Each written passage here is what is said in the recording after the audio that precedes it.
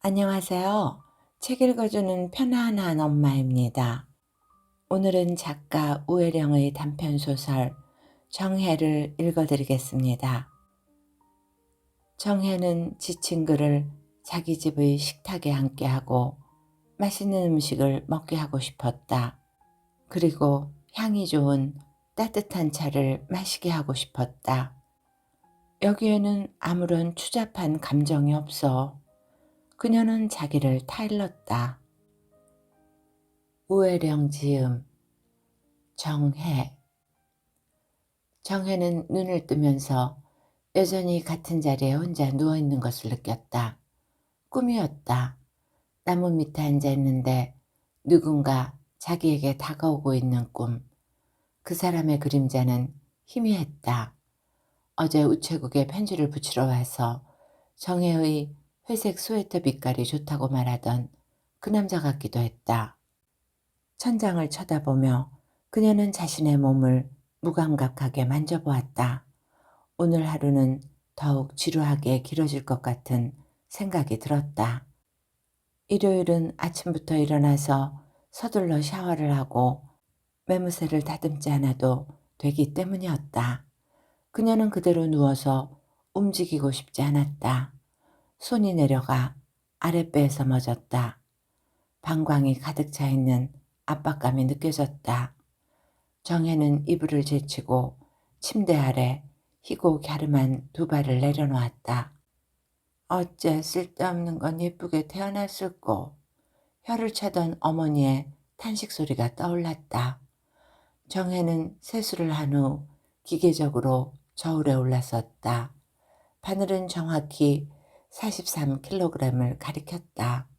맛없고 단조로운 식사와 생활의 건조함 때문에 그녀의 몸무게는 거의 오차 없이 한결같았다. 그녀는 서둘러 커피물을 끓이고 발에 몸을 부비며 따라다니는 고양이에게 마른 반찬 몇 개가 담긴 납작한 그릇을 밀어주었다. 정혜는 마루에 앉아 책상 다리를 하고 두 팔을 몇 번 위로 들어 올린 후 다리를 앞으로 쭉 뻗어서 그 위에 몸을 굽히는 동작을 몇 번 반복했다.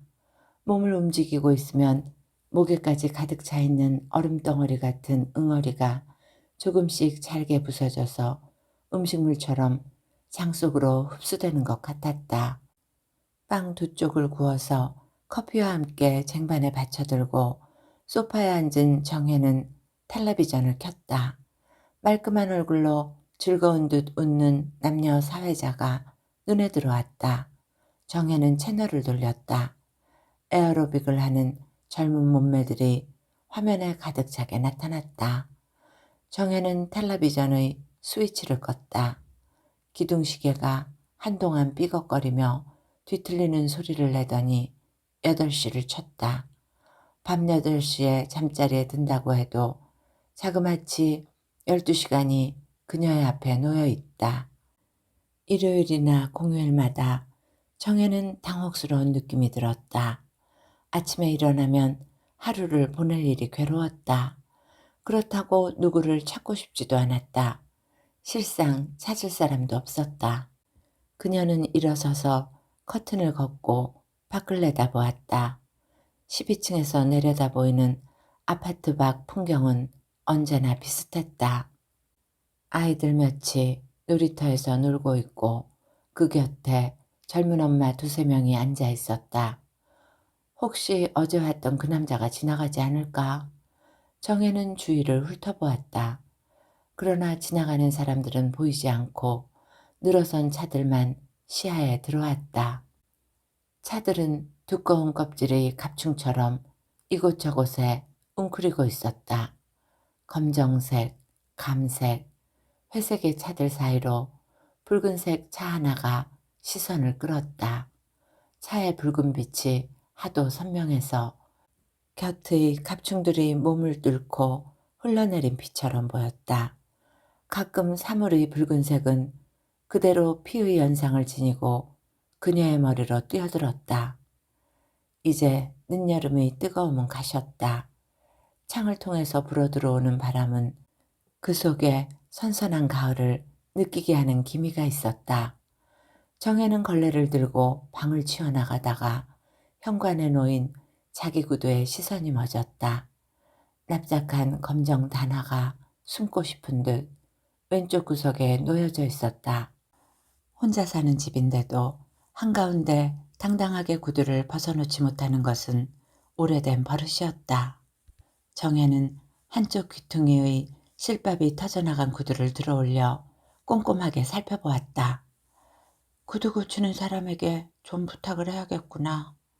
지난번 구두를 고치러 갔을 때 늑수그레한 남자가 구두를 고치면서 혼자 웃는 걸 보고 몹시 심정이 상했던 기억이 떠올랐다. 구두가 너무 낡았는데 또 고쳐달라고 했기 때문이었을 것이다. 그녀는 마음을 바꾸어 구두를 사러 나가려고 채비를 하기 시작했다. 그녀에게 있어서 구두나 옷이라는 건 자기를 가리기 위한 최소한의 필요 부품일 뿐이었다. 멋이라든가 유행은 그녀의 생각 속에 들어있지 않았다. 정혜는 그 흔한 수영장이나 볼링장에도 가본 적이 없었다. 몸의 드러냄이나 움직임은 늘 죄의 이미지로 그녀에게 다가왔다. 그녀는 될 수 있는 대로 몸을 구부리고 작게 만들어서 남의 눈에 띄지 않도록 하려고 애썼다. 작고 길쭉한 방 가운데를 질러 길다란 카운터를 넣은 우체국 출장소는 그렇게 있기에 아주 적당한 곳이었다. 손님들은 소포를 들고 오기도 했고 편지며 책들을 들고 오기도 했다. 아무도 그녀에게 특별한 관심을 보이지 않았다. 즐거움을 위해 그녀가 투자하는 돈은 영화를 보러 가는 정도뿐이었다. 그녀는 표를 사가지고 두터운 문을 열고 들어가는 사람들이 없는 맨 앞자리 쪽으로 가 몸을 움츠리고 앉아있고는 했다. 영화가 시작되면 그녀는 화면을 보다가 가끔 몸을 돌려 관객들을 바라보았다. 누군가 다른 사람이 화면에 비쳐 되쏘인 얼굴을 드러내고 있는 자신을 보리라고는 생각지도 못하는 사람들의 얼굴은 다 비슷해 보였다. 정혜는 영화가 끝장면에 가까워지면 불이 켜지기 전에 서둘러 일어나 극장을 나왔다.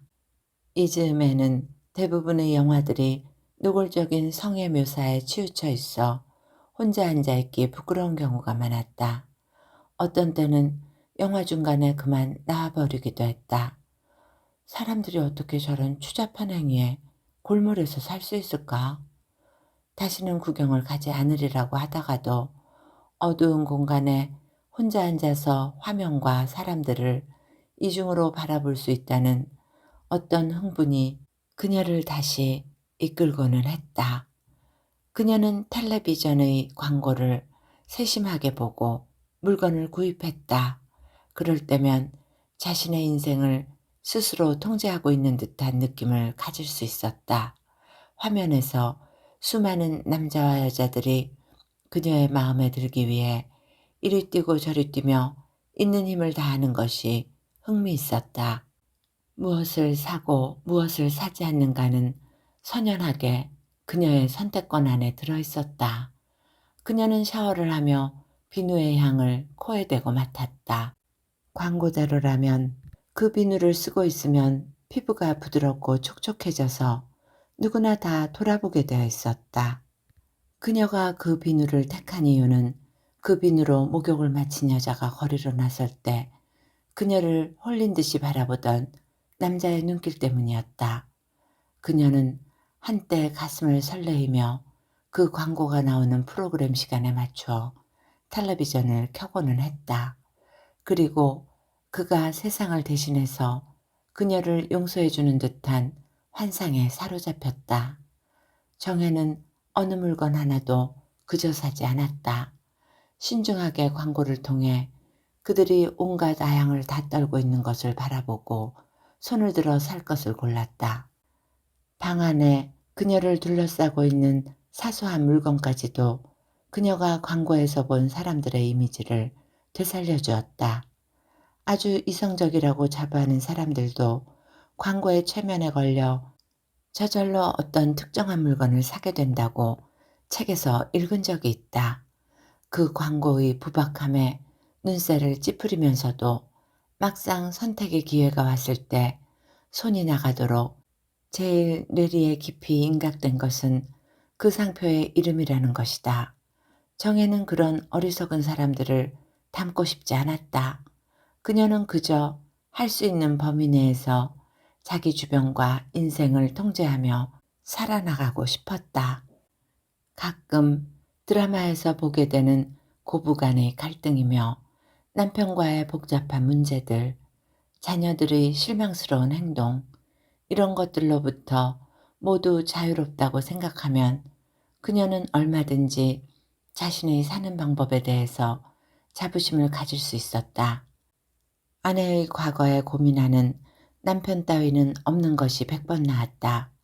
그렇게 생각하려고 애쓰면서도 그녀의 마음은 늘 쓸쓸했다. 정혜는 나이가 들어가면서 남자들에게 평가받을 것이 두려워 얼굴 붉히는 일이 조금 줄어들었다. 손님들은 우표를 내어주는 손이나 우표값이 얼마라고 얘기하는 가라앉은 목소리로만 그녀를 파악했다. 어머니가 세상을 뜬 후 재혼한 아버지는 그녀를 볼 때마다 짐스러운 표정을 지었다. 위축되고 우울한 딸은 성공을 자부하는 그에게 몹시 거추장스러웠을 것이다. 대학을 중퇴하고 간헐적으로 정신과 치료를 받던 정혜는 억지로 짜맞춘 결혼에 실패하고 집으로 돌아왔다. 1년 후 하급 공무원 시험에 합격한 정혜가 집을 나가겠다고 했을 때 아버지는 만류하는 듯 하다가 작은 임대 아파트 하나를 사주고 그녀에게서 손을 떼어버렸다. 새어머니에게서 태어난 아들 둘의 얼굴 윤곽도 희미할 정도로 그들과는 거의 연락이 끊겨 있는 상태였다.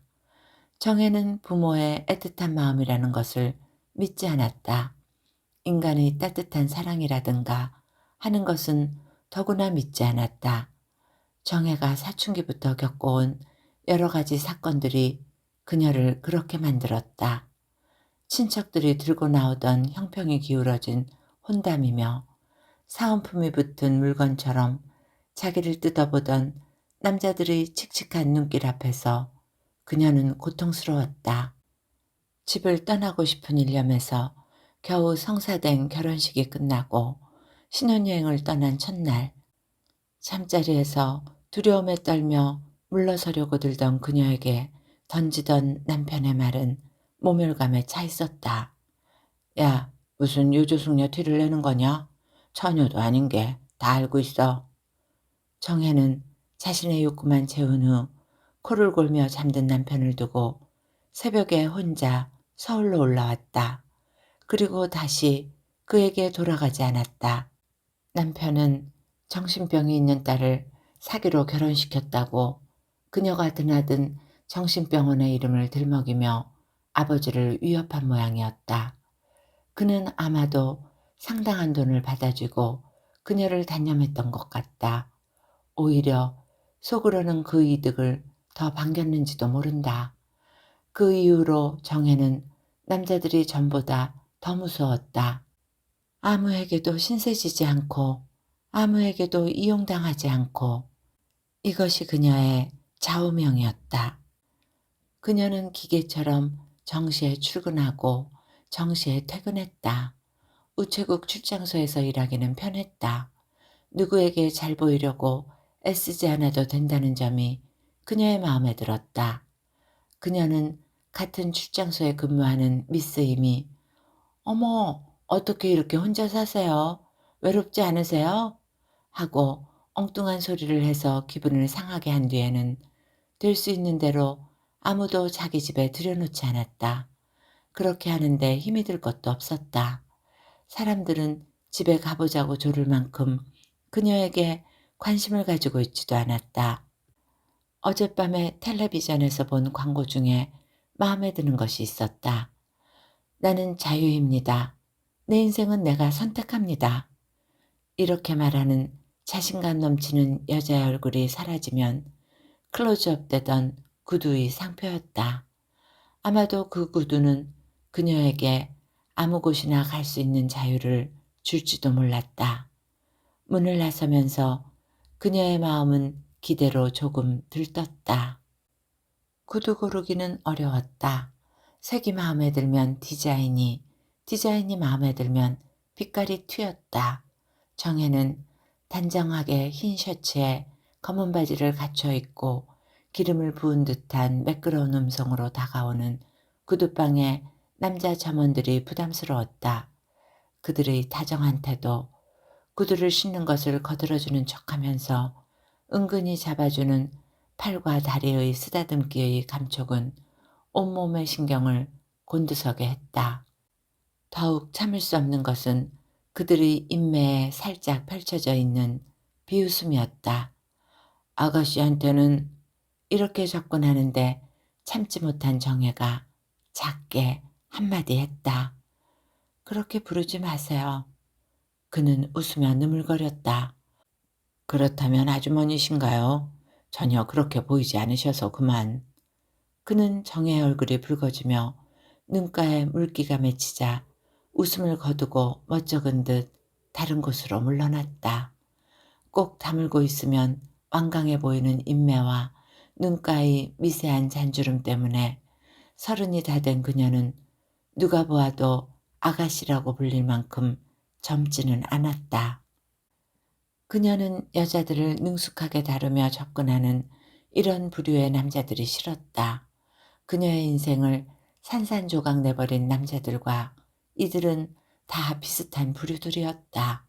더욱 싫은 건 그들의 손놀림에 발이며 다리를 맡기고 실실 웃으며 그들의 들쩍지근한 농담에 맞장구를 치는 여자들이었다. 그녀는 점포를 나오면서 카운터에 앉은 젊은 여자에게 나직하게 말했다. 좀 더 인간적으로 손님을 대하면 좋겠어요. 여자 구두를 파는데 꼭 남자를 고용해야만 되나요? 어리둥절한 카운터 여자의 얼굴 앞에서 돌아서 허둥지둥 문을 빠져나오는 정혜의 뒤로 떠나갈 듯한 폭소가 터져 나왔다. 정혜는 귀를 막고 걸었다. 집에 돌아와서 한참 동안 정혜는 소파에 기대어 앉아 있었다. 숨이 막힐 듯 낄낄대는 그 웃음소리가 정혜의 귀에서 윙윙 울리고 퍼져나갔다. 세상에 나가서 사람들에게 접근해 보려고 할 때마다 이런 일들이 일어났다. 정혜의 침대 머리맡에는 소설책들 사이에 안데르센 동화며 그림 동화들이 꽂혀 있었다. 삶이 힘들다고 느껴질 때면 그녀는 즐겨 읽던 어려운 책들을 접어두고 동화책을 꺼내 읽으면서 공상의 세계로 들어갔다. 모두들 미워하고 기피하는 미운 오리 새끼의 이야기를 읽을 때면 얼른 백조가 된 오리의 행복함을 읽고 싶어 서둘러 페이지를 넘기고는 했다. 성냥팔이 소녀가 춥고 어두운 밤 부잣집 벽에 기대어 하나씩 성냥불을 켜고 그 속에서 온갖 환상을 바라보는 장면을 읽으면서 그녀는 자신만의 환상을 꿈꾸었다. 인어공주가 차마 왕자를 죽이지 못하고 칼을 던지고 바다에 뛰어드는 장면을 읽을 때는 마음이 아파 아이처럼 눈물이 고이고는 했다. 정혜의 시계는 13살 되던 해 여름에 멎어 삶에 대한 환상은 거기서 끝나 있었다. 그때 죽었어야 하는데 가끔씩 그녀가 볕바른 창가에 앉아 있을 때면 혼자 하는 생각이었다. 무엇 때문에 살아있어야 하는 걸까? 누가 나를 필요로 하는 걸까? 우체국이 고작이겠지만 그건 정혜가 없어도 하루 만에 다른 사람이 와서 해낼 수 있는 일자리였다. 우체국에서 일하면서 정혜는 우표들을 모으기 시작했다. 내 각이진 작은 종이 안에 갇힌 세계는 항상 그녀에게 공상거리를 제공해 주었다. 힘센 소의 그림, 소녀의 초상, 꽃과 정물, 마리아와 아기 예수, 금각사. 작은 우표를 들여다보면 크기를 줄여놓은 듯 분재를 보듯 원래 실물 크기가 상상되었다. 중국 마법사의 거울로 드나들듯 그녀는 한 장 한 장의 우표 속으로 들어가 그 장소에 한참씩 머물러 있거나 돌아다니거나 했다. 이 세상과 우표 속 세상 사이의 경계가 어떤 때는 희미해져서 우표값을 묻는 손님이 두세 번씩 물어올 때까지 다른 생각에 빠져 있을 때도 있었다. 우체국에 앉아 있으면 미닫이로 된 두 짝 유리문을 통해서 오고 가는 사람들이 보였다. 여기서 보이는 바깥 풍경은 12층에서 내려다 보이는 삭막한 시멘트 바닥이나 우표 속의 세계보다 좀 더 현실감을 주었다. 우표를 바라보던 상상 속에서 깨어나 보면 마치도 거인들처럼 커 보이는 사람들이 그 앞을 지나쳐 갔다. 행복해 보이는 젊은 부부가 유모차를 끌고 지나가기도 하고 얼굴에 땀과 먼지가 묻은 채 엄마를 부르며 울고 가는 작은 남자아이도 보였다. 얼굴에 검버섯이 핀 채 느린 걸음걸이로 뒷짐을 진 손에 부채를 들고 지나가는 노인도 보였다. 그들은 자기와 정의 사이를 가로막고 있는 유리문을 열고 들어오는 일이 거의 없었다. 우체국에 들어서는 사람들은 뭔가 아직도 애타는 꿈을 지닌 사람들이었다. 어제 오후 후줄근한 차림에 남자가 들어섰다. 그는 정혜를 보고 조금 망설이더니 커다랗고 두툼한 종이봉투를 내밀었다. 인쇄물이냐고 묻자 그는 원고라고 대답했다. 정혜는 무게를 달아보고 그에게 가격을 알려주었다. 우표를 기다리는 동안 그는 정혜에게 말했다. 회색 스웨터 빛깔이 참 좋군요. 그녀는 대답 없이 가만히 그를 보았다. 그녀는 남자에게서 찬사를 들어본 일이 거의 한 번도 없었다. 그래서 뒤에 앉은 미스임을 돌아보았다. 미스임이 입은 옷은 회색이 아니었고 그는 정혜를 바라보고 있었다. 그의 눈에 놀리는 기색은 없었다. 집에 돌아와 정혜는 공들여 샤워를 하고 낮에 입었던 스웨터를 다시 꺼내 입었다. 스웨터의 회색빛은 이제 다른 의미를 띠고 있는 것처럼 느껴졌다. 좀 밝은색 옷을 입지 그러냐. 네가 좀 다른 집 딸들 같았으면. 회색이나 검은색 옷에 자기를 감추고 우울하게 앉은 딸을 향해 아버지가 던지던 탄식이었다.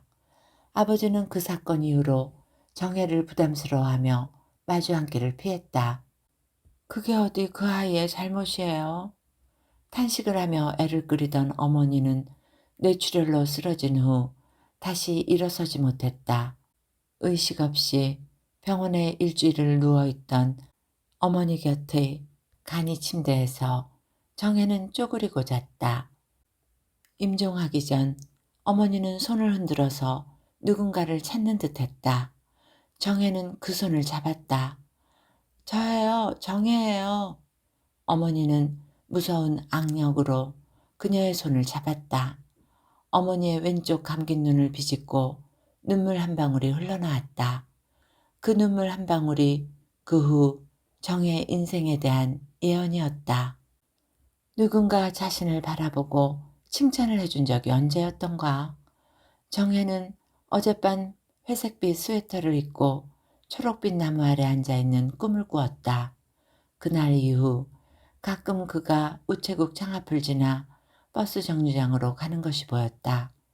그는 늘 회색에 가까운 옷을 입고 한 손에 크고 낡은 가방을 들고 있었다. 무엇을 하는 사람일까? 2주일 후 그가 다시 원고를 붙이러 왔을 때 정혜의 가슴은 소리를 낼 듯 뛰었다. 그는 낮은 어조로 말했다. 혹시 우편물을 보낼 때 분실되기도 합니까? 그는 잠시 고개를 기울인 채 서 있었다. 이번에는 등기로 보내겠습니다. 그는 돈을 치르고 우표를 사서 정성 들여 붙인 후 정혜에게 봉투를 건네주고 나가다가 잠시 서 있더니 돌아서서 물었다. 한스 카로사 좋아하세요? 그가 들어올 때 읽고 있던 한스 카로사의 책을 책상에 내려놓았던 정혜는 잠시 무안했다. 글쎄요. 그녀가 자신없이 대답하자 그는 그저 고개를 끄덕이고 나가버렸다. 재미난 사람이네요. 미스 임이 말했다. 작가 지망생인가 봐요. 정혜는 봉투에 수신인 난을 보았다. 들어본 기억이 있는 문예지의 이름과 주소가 적혀 있었다. 그녀는 조심조심 발신인의 이름을 더듬어 보았다. 김준석. 주소는 아파트 건너편 꼬불꼬불한 길로 이어지는 동네를 가리키고 있었다. 등기 우편물을 분류하는 바구니 위에 봉투를 올려놓으면서 정혜는 봉투를 열어 그 안의 내용을 읽어보고 싶은 충동에 사로잡혔다. 정혜는 스스로의 들뜸에 당황스러웠다. 이제 그녀는 시간이 남거나 혼자 있을 때 우표들을 뒤지다가 생각해볼 이름을 갖게 되었다. 그리고 누군가에 대해 상상해볼 여지가 생기게 되었다. 무슨 이야기를 썼을까? 이번에는? 또 전번에는? 고양이는 회색빛 털을 부드럽게 그녀에게 부비며 공상하는 곁에 앉아있곤 했다. 우리 집에 한번 그가 와보면 어떨까? 그는 회색빛의 고양이가 아름답다고 혹시 말하지 않을까? 그 뒤부터 시간은 빠르게 흘러가는 것처럼 느껴졌다. 하루가 그냥 지나가고 한 주일, 한 달이 달력 속으로 사라져버렸다. 그러나 그가 온 날을 빼고는 일어나는 일들을 다 기억하는 것이 힘들었다. 과거가 그대로 현재의 벽을 뚫고 들어오는 일도 잦아졌다. 정혜는 13살 이전의 일들이 많이 기억나고 아이들과 함께 웃고 뛰어놀던 일이 생각났다. 전에는 13살 이전의 일들은 애써 기억하려고 해도 떠오르지 않았었다. 정혜는 가끔 아파트 방에 혼자 앉아 12살 때 선생님 이름, 짝의 이름을 기억해내었고 앞에 앉아있던 아이의 분홍빛 물방울 무늬 리본도 생각해내었다. 그 나이의 아이들이 행복한 만큼은 그녀도 행복했었다. 그 기억은 더듬더듬 앞으로 나가다가 엄청나게 무겁고 어두운 기억 앞에 질식당하고 대낮의 작은 방은 그녀의 작은 행복의 기억들을 칼로 난도질을 내었다. 그는 그 후에도 가끔 들렀다. 그리고 정혜에게 꼭 무엇라고든지 말을 건네었다. 하늘이 맑다든지 비가 많이 내린다든지 하는 이야기 끝에 이즈맨 무슨 책을 읽으세요? 하고 묻기도 했다. 정혜는 그에게 짧게 대답하며 아주 조금씩 미소를 띠기도 했다. 그는 그런 정혜를 한참씩 바라보았다. 얼마죠? 얼마죠? 잔돈 주세요. 하는 사람들과 그는 많이 달랐다. 한 번은 정혜가 있는 대로 용기를 내서 물었다. 저기 혹시 글을 쓰시면 한번 보고 싶은데. 그는 부끄러운 듯 웃었다. 활자가 될 수 있을 때 보여드릴게요. 아직은 자신이 없어서요. 웃을 때 그의 입 한쪽이 약간 들리며 덧니가 내비쳤다. 참 좋은 사람이구나 하고 그녀는 생각했다. 미스 임이 어느 날 그에게 느닷없이 물었다. 아저씨 뭐 하는 분이세요? 그는 수줍은 듯 웃으며 왼손에 든 가방을 장난처럼 높이 들어 보였다. 책을 팔고 있어요. 어머, 참 좋은 일이네요. 미스 임은 얼버무리듯 말했다. 책은 많이 팔리지 않는 기색이었다. 볼 때마다 그의 혈색은 나빠지는 것 같았다. 한 번은 정혜가 근심 어린 표정으로 혈색에 관해 말을 꺼내자 그는 잠을 못 자서 그럴 거라고 하며 까칠한 뺨을 쓸었다. 식구들이 정혜가 머뭇머뭇 말하자 그는 대답했다. 식구 하나도 없습니다. 세상을 개조할 꿈을 꾸고 있다가 모두 다 잃어버렸습니다. 몇 달째 자취하고 있어요. 첫눈이 내리는 날 그는 큰 봉투 3개를 들고 우체국에 찾아왔다. 등기로 보내는 우표를 꼼꼼하게 붙이는 그의 손을 바라보며 정혜는 봉투 겉봉에 씌어있는 신문사의 이름들을 눈여겨보았다. 신춘문예에 응모하는 모양이었다. 미스임이 잠깐 화장실에 다녀오겠다고 자리를 떴다. 비좁은 공간에 그와 함께 있게 되자 정혜는 잠시 숨이 막히는 것 같았다. 저기, 그녀는 서둘러 말했다. 우리 집에 오늘 저녁 오셔서 같이 식사하시지 않겠어요? 그는 놀란 듯 그녀를 응시했다.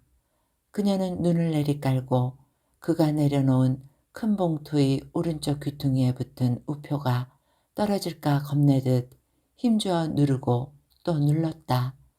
그냥 회색빛 고양이가 집에 있는데요. 한번 보여드리고 싶어서요. 고맙습니다.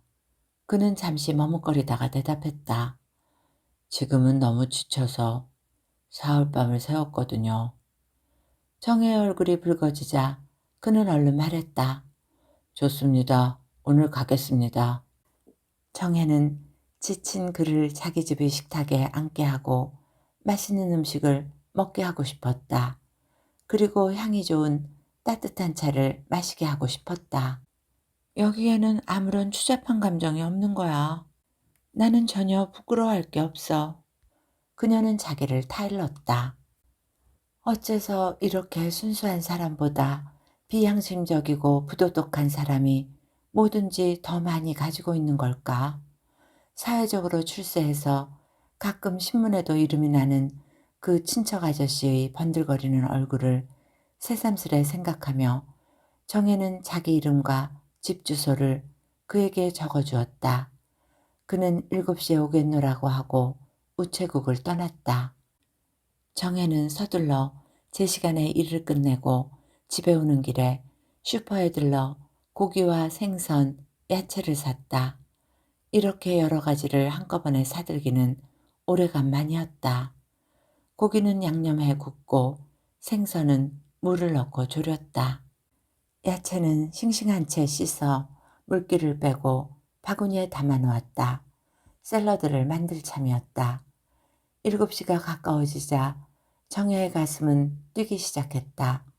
멀리 지나가는 발자국 소리가 들리거나 엘리베이터 벨이 울릴 때마다 다시 옷매무새를 다듬었다. 그러나 7시가 지나도 그는 오지 않았다. 조금 늦는 게지. 8시, 9시가 넘도록 그는 오지 않았다. 그녀는 힘없이 일어나 구운 고기를 고양이 밥그릇에 넣었다. 자신은 아무것도 먹고 싶지 않았다. 그녀는 상보를 꺼내 식탁을 덮었다. 비참하고 절망적인 기분이 들었다. 갑자기 귓전을 울리며 구두방에서 듣던 남자들의 폭소가 들렸다. 그 꼴의 남자를 초대하다니 못생기고 더러운 게 그것도 밖에 아닌 자기 집에. 정혜는 그가 했을지도 모르는 상상에 몸을 떨며 오래 앉아 있었다. 어떻게 그런 기가 막힌 용기를 내었을까? 회색 스웨터 빛깔이 참 좋다고. 요새는 무슨 책을 읽느냐고 묻던 그의 목소리. 그는 내게 그저 책을 팔기 위한 고객의 하나로 접근했던 것일까? 사람을 사귀는 일은 물건을 사는 일보다 훨씬 더 어려웠다. 정혜는 그저 이야기를 하고 싶었다. 이상하게도 그는 자신을 이해해 줄 것 같았다. 그 일이 있고 난 후 정신과 의사가 아닌 다른 남자가 괜찮아요 하고 말해주는 소리를 듣고 싶었다. 그는 정혜를 조금만 친절한 남자에게도 정신없이 다가서는 여자로 생각했을까? 그러면서도 그녀는 기다렸다. 전혀 필요 없다고 생각해서 놓지 않았던 전화가 이럴 때는 있었으면 싶었다. 이렇게 비참한 기분으로 누구에게도 위로받지 못한 채 앉아있는 것이 괴로웠다. 무엇 때문에 혼자 잘 지낼 수 있는 방법을 다 배웠다고 생각해놓고도 다시 사랑과 마음속 이야기를 해보려고 했을까? 10시가 지나자 정혜는 기운 없이 일어나 방과 부엌과 거실에 켜놓았던 불들을 껐다. 스위치를 내릴 때마다 마음속의 불도 하나씩 꺼졌다. 정혜는 잠들지 못하고 늦도록 앉아 있었다. 오늘 일어났던 모든 일들이 꿈만 같았다. 새벽에 겨우 잠이 든 정혜는 회색빛 전화기가 사방에서 시끄럽게 울리는 꿈을 꾸었다. 자는 둥 마는 둥 아침에 일어나 까칠한 얼굴을 쓰다듬고 집 열쇠를 챙기며 정혜는 자신에게 다시 다짐했다. 변한 건 아무것도 없어. 아무것도. 뭐가 더 나빠질 게 있는가. 길 건너 우체국 출장소 문 앞에 그가 서 있었다. 신호등을 기다리며 서 있는 동안 그와 눈이 마주쳤다. 정혜는 도망치고 싶었다. 그가 자기를 위로하기 위해 준비해 놓았을 어떤 변명도 듣기 거북했다. 그는 몇 발짝 걸어 내려와 정혜가 건너려는 횡단보도 바로 앞에 섰다. 초록빛으로 신호가 바뀌자 거의 무의식적으로 정혜는 걸음을 앞으로 내디뎠다. 정말 미안하게 되었다고 그는 말했다.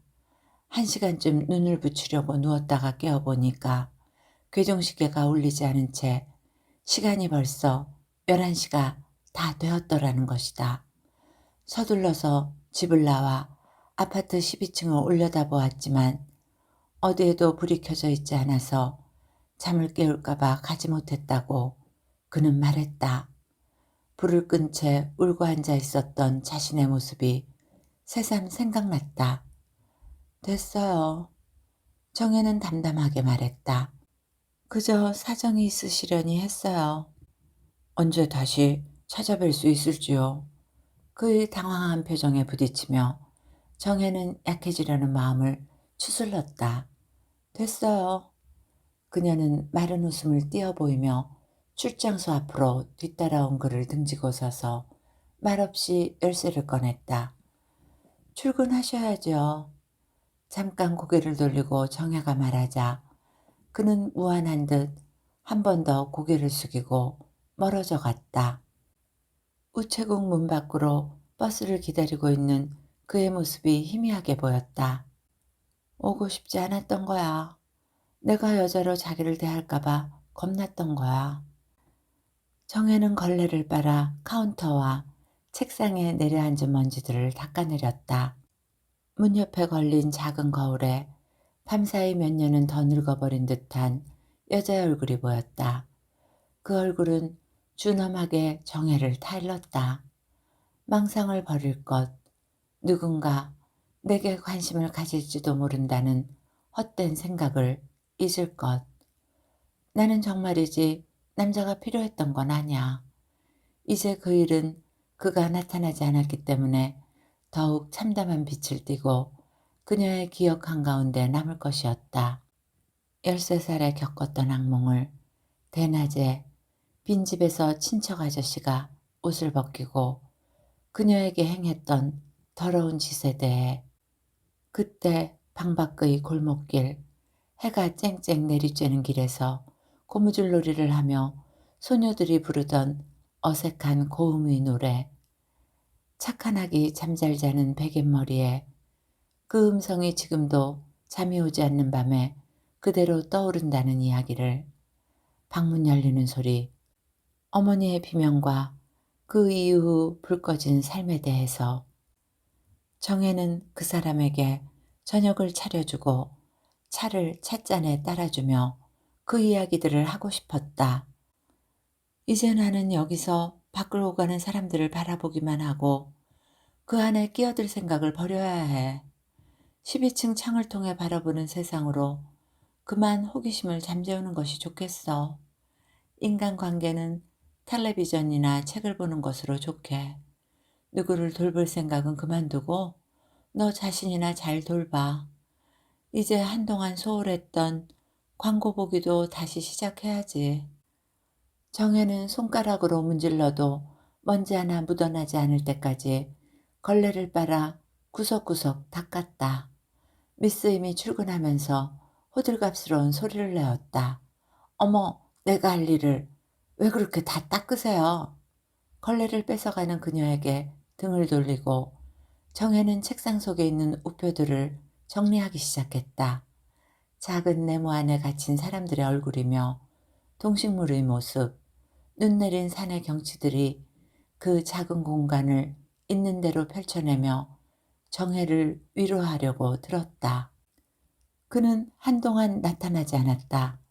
그렇지 않다고 자신에게 매일 말했지만 정혜는 그를 기다리고 있었던 셈이다. 저녁 무렵이면 그녀는 스스로에게 되뇌었다. 그는 오지 않는다. 그리고 오지 않는 것이 더 나에게 좋다. 그는 쓸데없는 감정만을 일깨워줄 뿐이다. 크리스마스 이틀 전 눈을 인 구름이 무겁게 들이우고 습한 기운이 도시를 덮었다. 갑자기 우체국 문이 열리고 그가 들어섰다.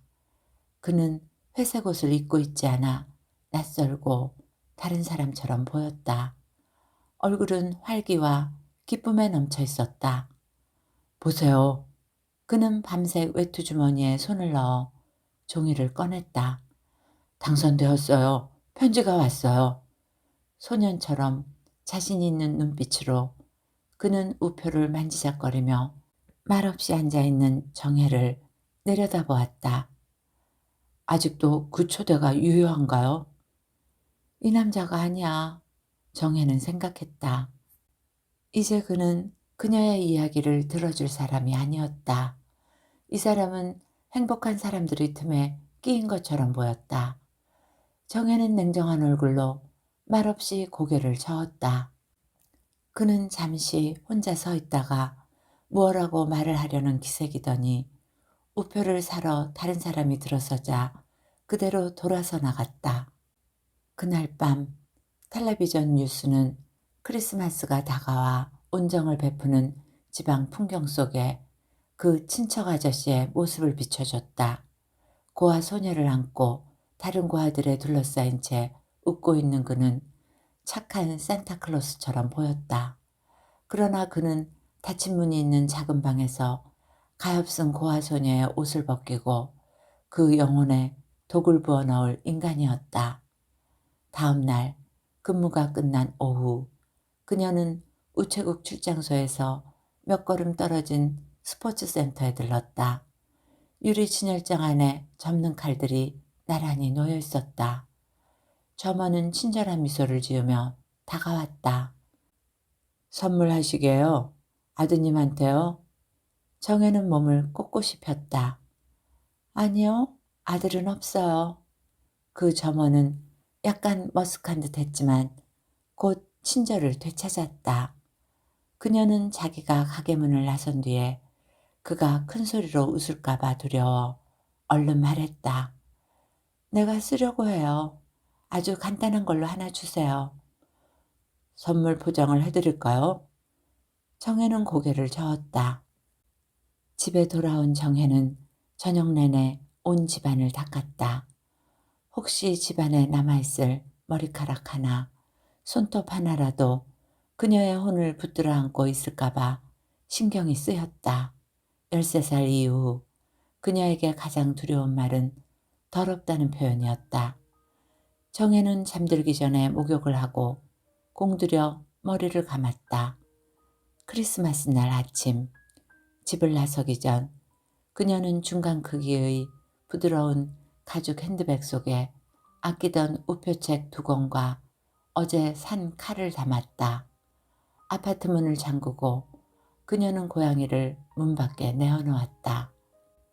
회색 고양이는 정혜가 들어선 엘리베이터 문 앞에서 유리알 같은 눈으로 정혜를 응시했다. 너도 이제 어딘가를 찾아서 다시 살 수 있게 되겠지. 엘리베이터 문이 닫힐 때까지 내다보이는 고양이 때문에 마음이 아파 정혜는 눈을 감았다. 그리고 안에 들어있는 접는 칼의 무게와 감촉을 다시 확인하려고 손으로 가방 한 귀퉁이를 꼭 쥐었다가 놓았다. 자기의 인생을 다 부서뜨린 그 친척 아저씨가 사는 곳은 알고 있었다. 그는 이제 자리 잡은 지방의 유주였다.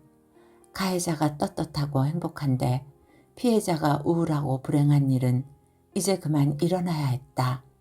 무표정하게 서 있던 정혜의 얼굴로 슬픈 미소가 스치고 지나갔다. 어깨에 맨 부드러운 가죽백에 담긴 우표책과 칼의 감촉이 허리께에 느껴졌다. 눈이 내리고 있는 밖으로 나서다가 정혜는 놀라 그 자리에 멈춰 섰다. 주차장으로 통하는 계단 아래 그가 서 있었다. 정혜 씨를 기다리고 있었어요. 그가 말했다. 그의 음성은 따뜻했다. 정혜는 눈물이 핑 돌았다. 한동안 아무 말도 하지 못하고 서 있던 그녀는 그저 걷기 시작했다. 그도 뒤따라 걸었다. 눈은 그치지 않고 내려 걸어가는 두 사람의 모습을 덮었다. 이야기는 여기까지입니다. 성폭력의 피해자가 얼마나 큰 고통의 삶을 사는지 가해자는 알까요? 요 몇 년 계속 일어났던 권력층의 성범죄가 오버랩되며 왜 세상은 권선징악이 되지 않는 건지 안타까울 뿐입니다. 의미 있는 시간이 되셨기를 바라며 오늘도 행복하세요.